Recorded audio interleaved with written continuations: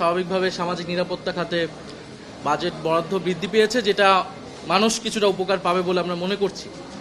আর নিত্য প্রয়োজনীয় বেশ কয়েকটি দ্রব্যের কর কমানো হয়েছে, তা আমরা আশা করি সেটা যদি ইমপ্লিমেন্ট করতে পারে, যদিও অর্থমন্ত্রীর বক্তব্য আমরা পাইনি যেটা কিভাবে ইমপ্লিমেন্ট করবে, ব্যবসায়ীরা যদি এটা না মানে তখন কি করবে, কিন্তু যদি ইমপ্লিমেন্ট করা যায় তাহলে দ্রব্যমূল্যের দাম কিছুটা কমে আসার কথা। আমাদেরকে দেখতে হবে সামনে। আমাদের বড় সমালোচনার জায়গাটা হচ্ছে এই বাজেটের, যে এই বাজেটটাকে আমাদের মনে হচ্ছে উচ্চাভিলাষী এবং বাস্তবতা বিবর্জিত। কারণ আপনি দেখবেন যে এই বাজেটের 9,38,000 কোটি টাকা তারা ব্যয় করবে এবং এই আয়টা তারা বলতেছে যে 6,95,000 কোটি টাকা তারা রাজস্ব লক্ষ্যমাত্রা নির্ধারণ করেছে, এবং যেটা আসলে বাস্তবতা বিবর্জিত। কারণ এই পরিমাণ রাজস্ব আদায় করা সরকারের পক্ষে, এই প্রশাসন এবং কর কাঠামোর পক্ষে সম্ভব না। এবং বাজেটে 2,43,000 কোটি টাকার ঘাটতি রয়েছে। ফলে যদি 6,95,000 কোটি টাকার যেই রাজস্ব সেটা যদি আদায় করতে না পারে, এবং স্বাভাবিকভাবে এটা সরকার পারবে না, তাহলে এই ঘাটতি কিন্তু অনেক বাড়বে এবং সরকারকে তখন কি করতে হবে, অভ্যন্তরীণভাবে ব্যাংকগুলো থেকে এবং বিদেশ থেকে আসলে ঋণ নিতে হবে। এই লক্ষ্যমাত্রা, এই রাজস্ব লক্ষ্যমাত্রা আয় অর্জন করতে হলে রাজস্ব প্রবৃদ্ধির হার অন্তত 42% হতে হবে। এই লক্ষ্যমাত্রা অবাস্তব। দেশের ইতিহাসে সর্বোচ্চ বার্ষিক রাজস্ব প্রবৃদ্ধি হয়েছিল 27.3%। যদি আগামী অর্থ বছরে সেই সর্বোচ্চ রেকর্ড করা সম্ভব হয়, তাও লক্ষ্যমাত্রার তুলনায় 70,000 কোটি টাকার ঘাটতি থাকবে। ফলে এই ঘাটতি সরকার কিভাবে মিটাবে? অর্থাৎ সরকার খুব সুন্দর সুন্দর কথা বলছে, বাজেট ইতিহাসের সবচেয়ে বড় বাজেট, একইভাবে কিন্তু এটা ইতিহাসের সবচেয়ে বড় ঘাটতি বাজেটও হবে, ঋণগ্রস্ত বাজেট বলা যেতে পারে এটাকে। ফলে সরকার যখন ব্যাংক থেকে আরো ঋণ বাড়াবে, আপনারা জানেন যে ঋণের পরিমাণ 8,12,000 কোটি টাকা পৌঁছেছে, এটা বৈদেশিক ঋণ। আর হচ্ছে অভ্যন্তরীণ ঋণ প্রায় 16 গুণ বেড়েছে। তাহলে আরো যদি ঋণ নেয় ব্যাংক, এই যে দুর্বল ব্যাংকিং খাত, তাহলে আপনার বেসরকারি খাতে যে চাপটা পড়বে, বেসরকারি খাতের থেকে তারা বিনিয়োগ পাবে না, তারা লোন পাবে না, এবং কর্মসংস্থান সংকুচিত হবে।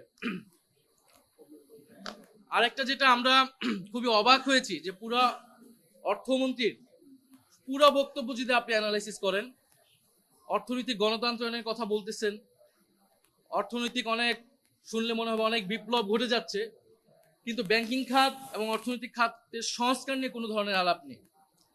ঋণ খেলাপিদের বিরুদ্ধে কি ব্যবস্থা নিবে, লুটেরা গোষ্ঠীদের বিরুদ্ধে সরকার কি ব্যবস্থা নিবে, পাচারকৃত অর্থ সরকার কোন প্রক্রিয়ায় ফেরত আনবে, এইটা ছিল সরকার কিভাবে আয় বৃদ্ধি করতে পারে বা দেশের অর্থ কিভাবে বাড়ানো যেতে পারে, সেটা নিয়ে কিন্তু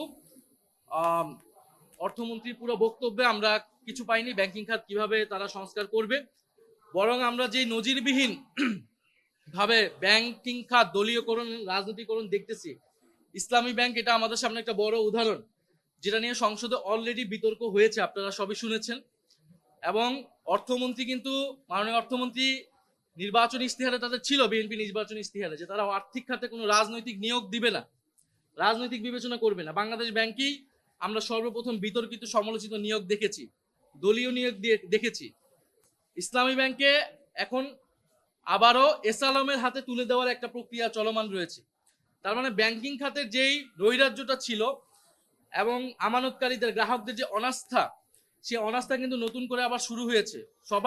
সবাই তাকিয়েছিল সরকারের দিকে যে একটা আস্থার জায়গা তৈরি হবে, কিন্তু সেটা কিন্তু হয়নি। ইসলামী ব্যাংকের উপর যে অনাস্থা, আমানতকারীদের যদি অনাস্থা তৈরি হয়, এটা কিন্তু পুরো ব্যাংকিং খাতে নৈরাজ্যতা তৈরি হবে, এবং এটা হচ্ছে। এবং খেলাপি ঋণদের বিরুদ্ধেও এই সরকার কি ব্যবস্থা নেবে, এটা আমরা প্রথম অধিবেশনে এই প্রশ্নগুলো, এই পয়েন্টগুলো তুলেছিলাম, সেগুলাও অর্থমন্ত্রীর পুরো বক্তব্য আসলে আমরা পাইনি। তো সামগ্রিকভাবে এই বাজেট নিয়ে আমরা খুব বেশি আশাবাদী হতে পারছি না, এবং দেশি ঋণ বাড়বে, মুদ্রাস্ফীতি বাড়বে, এবং এই বাজেট বক্তব্য আপনার শুনলে অনেক সুন্দর মনে হবে, কিন্তু এটা আসলে দেশের অর্থনীতির কোনো মৌল পরিবর্তন করতে পারবে না। এবং অর্থনৈতিক সংস্কার রাজনৈতিক সংস্কার থেকে বিচ্ছিন্ন না। আমরা দেখেছি এই সরকারের রাজনৈতিক সংস্কারের ক্ষেত্রে তার কমিটমেন্ট, তার অর্জন হচ্ছে শূন্য। তার মানে আপনি যদি দুদক সংস্কার না করেন, আপনি বিচার বিভাগ সংস্কার করতেছেন না, ফলে এই বড় বাজেটের মধ্যে বড় দুর্নীতির যে সুযোগ তৈরি করা হবে সেটাকে আপনি কিভাবে জবাবদিহিতার আওতায় আনবেন, স্বচ্ছতা সুশাসন কিভাবে নিশ্চিত করবেন রাজনৈতিক সংস্কার ছাড়া। ফলে এই রাজনৈতিক সংস্কার কিন্তু অর্থাৎ জুলাই সনদ যখন তো বাস্তবায়ন করেনি সরকার এখন পর্যন্ত, ফলে এই বাজেটের ভিতর দিয়ে যে দুর্নীতি করার অবাধ পথ তৈরি হবে সেটাকে কিভাবে সরকার জবাবদিহিতার মধ্যে আনবে এটাও আমাদের কাছে নিশ্চিত না আমরা। ফলে এটা অনেকটা চানাচুরের মতো, খেতে ভালো লাগবে, দেখতে সুন্দর, কিন্তু এটার কোনো পুষ্টিগুণ নাই। তো এই বাজেটটাকে আমাদের কাছে সেরকমই মনে হয়েছে, উচ্চবিলাসী, বাস্তবতা বিবর্জিত, এবং এটা একটা ঋণগ্রস্ত দেশের মানুষের উপর আরো ঋণের চাপটা আরো বাড়াবে।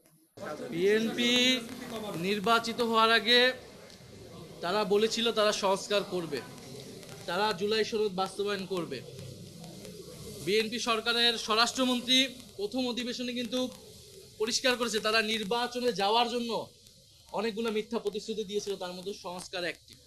ফলে সরকার মুখে অনেক কিছুই বলতেছে, আপনি তার বাস্তবতা দেখে আসলে আমাদেরকে সিদ্ধান্ত নিতে হবে বা কমেন্ট করতে হবে।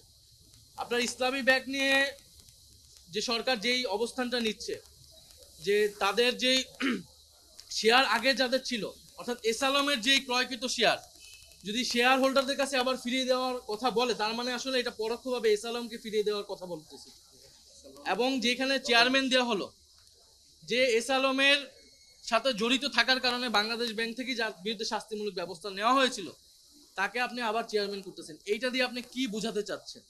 ফলে ইসলামী ব্যাংকে শুধু তো একটা দলীয়করণ বা একটা দলের জায়গা থেকে বা একটা রাজনীতির জায়গা থেকে বিবেচনা করার সুযোগ নেই। এটা তো গ্রাহক রয়েছে, 3 কোটি গ্রাহক রয়েছে, এটা আমানতকারী রয়েছে।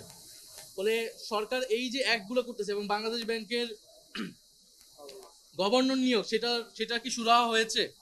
বিএনপি সরকার তো সেটার কোনো সুস্পষ্ট জবাব দিতে পারে নাই, যে বলছে তারা দলীয় লোক না। আবার যখন আমরা বলেছি যে তার নির্বাচনী কমিটিতে আছে, তো বলতেছে নির্বাচনী কমিটি দলীয় লোক না। এগুলো হচ্ছে একটা আই ওয়াশিং, মানুষের সামনে কথা বলতেছে। বলে এই বাজেটের যে একদম সম্পূর্ণভাবে নেতিবাচক, এটা কিন্তু আমরা বলছি না। আমরা বলতেছি শিক্ষা খাতে বৃদ্ধি পেয়েছে, স্বাস্থ্য খাতে বৃদ্ধি পেয়েছে, সামাজিক নিরাপত্তা বৃদ্ধি পেয়েছে, কর অনেকগুলো জায়গায় কমানো হয়েছে, এগুলো আমাদের জন্য ইতিবাচক। কিন্তু মৌলিক পরিবর্তন, আমরা তো গণ অভ্যুত্থানের পরে যেটা বৈষম্য কমিয়ে আনার জন্য যে অর্থনৈতিক ব্যবস্থা প্রয়োজন ছিল, সম্পদ যেখানে গুটি কয়েক মানুষের কাছে সীমাবদ্ধ হয়ে গিয়েছিল, বৈষম্য সমাজে বেড়েছে এবং প্রচুর টাকা লোটপাট হয়েছে, পাচার হয়েছে, যেই প্রক্রিয়ায়, এই প্রক্রিয়াগুলো কি এই সরকারের সময় স্টপ হবে কিনা, সেটাই তো অর্থনৈতিক সংস্কার এবং রাজনৈতিক সংস্কার। সেরকম কিছু আমরা এই সরকার থেকে দেখিনি। ফলে এটাই আমাদের আপাতত প্রাথমিক প্রতিক্রিয়া বাজেটের উপরে। আমরা আনুষ্ঠানিকভাবে দলগতভাবে প্রতিক্রিয়া জানাবো, এবং এই পুরো মাসে আমরা এই যে আমরা আজকে বলে গেলাম এই বাজেটটার বিরুদ্ধে বা এই বাজেটের যে ত্রুটিগুলা, সেটা আমরা প্রত্যেকটা পয়েন্টে পয়েন্টে ব্যাখ্যা বিশ্লেষণ করে আমাদের যতটুকু কথা বলার সুযোগ থাকবে তখন আমরা সেটা উপস্থাপন করব।